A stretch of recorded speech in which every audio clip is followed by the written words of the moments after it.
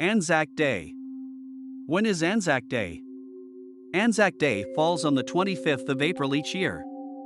The 25th of April was officially named Anzac Day in 1916. What does Anzac stand for? Anzac stands for Australian and New Zealand Army Corps. On the 25th of April 1915, Australian and New Zealand soldiers formed part of the Allied expedition that set out to capture the Gallipoli Peninsula. These became known as Anzacs, and the pride they took in that name continues to this day. Why is this day special to Australians?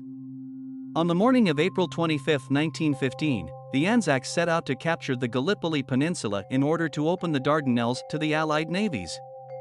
The objective was to capture Constantinople, now Istanbul in Turkey, the capital of the Ottoman Empire, and an ally of Germany.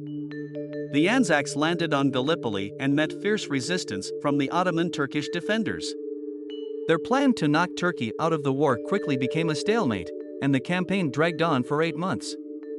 At the end of 1915, the Allied forces were evacuated. Both sides suffered heavy casualties and endured great hardships. Over 8,000 Australian soldiers were killed.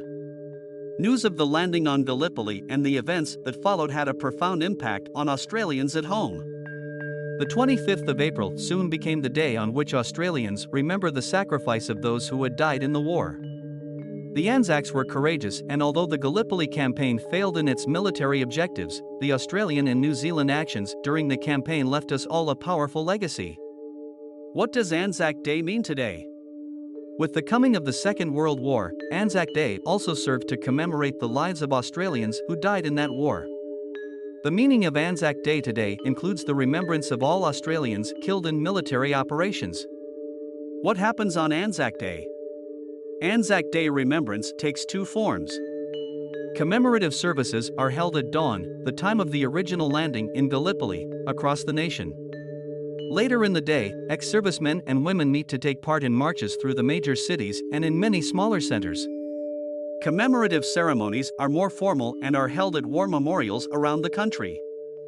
A typical Anzac Day ceremony may include the following features: an introduction, hymn, prayer, an address, laying of wreaths, a recitation, the last post, a period of silence, either the rouse or the reveille, and the national anthem.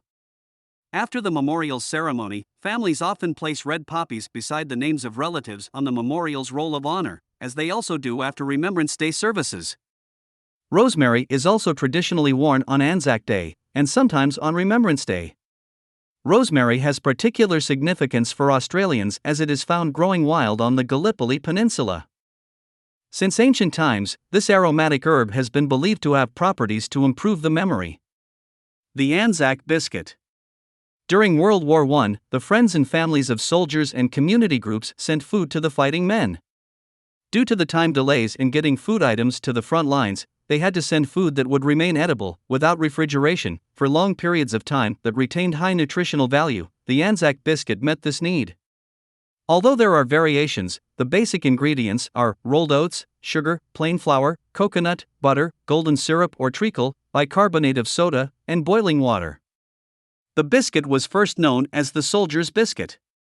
The current name, Anzac biscuit, has as much to do with Australia's desire to recognize the Anzac tradition and the Anzac biscuit as part of the staple diet at Gallipoli. The Anzac biscuit is one of the few commodities that are able to be legally marketed in Australia using the word Anzac, which is protected by federal legislation.